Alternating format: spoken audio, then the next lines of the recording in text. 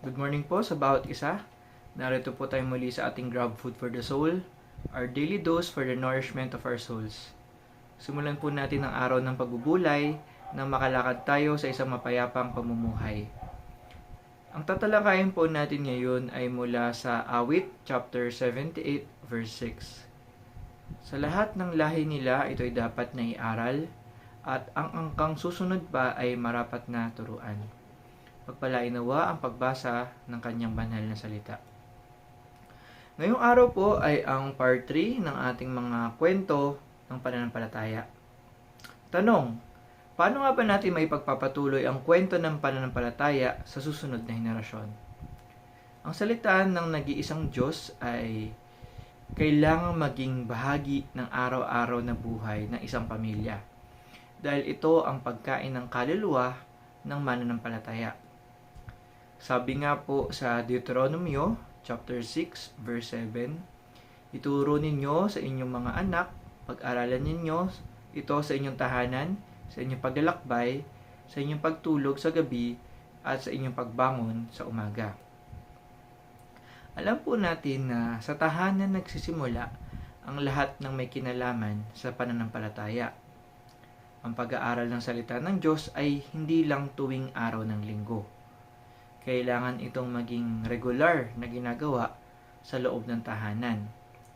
Lalo na kung mga bata pa ang kasama natin sa bahay, magandang masimulan ng maaga ang pagmulat nila sa katotohanan.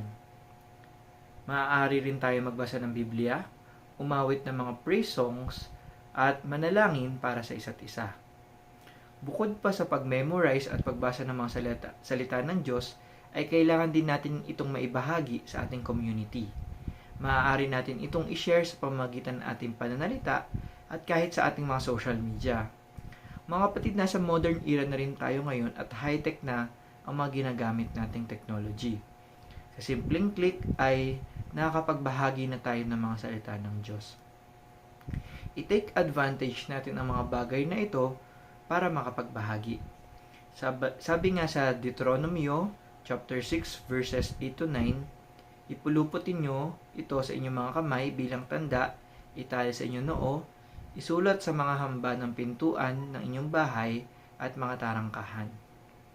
May mga bahay tayo nakikita na mayroong mga display sa kanilang mga pader.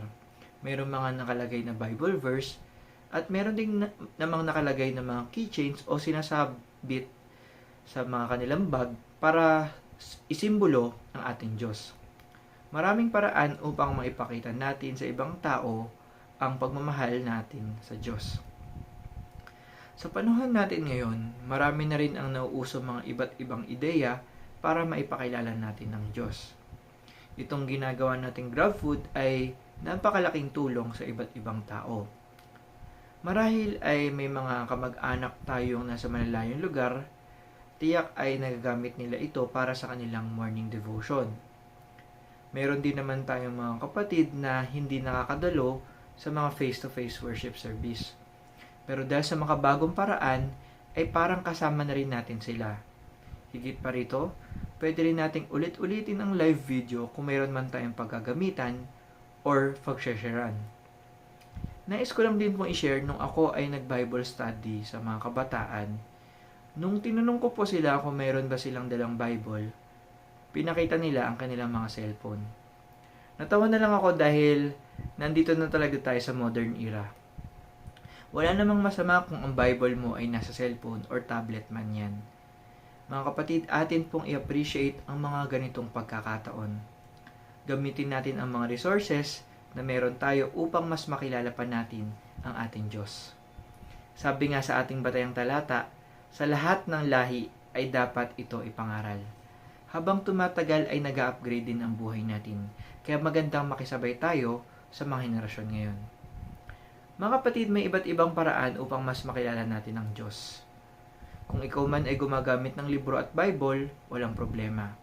Kung ikaw man ay gumagamit ng Bible app sa cellphone, walang problema.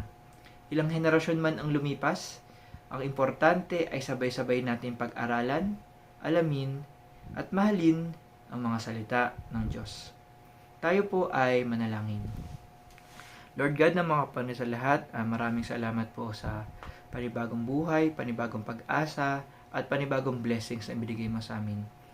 Nawa po ay patuloy naming malaman at alamin ang inyong buhay, ang inyong salita, at alam po namin na kami po ay mabe-bless at dadalhin pa namin ito sa mga susunod na henerasyon. Samahan mo po kami, Lord God, sa buong maghapon at nawa po ay maging productive kami.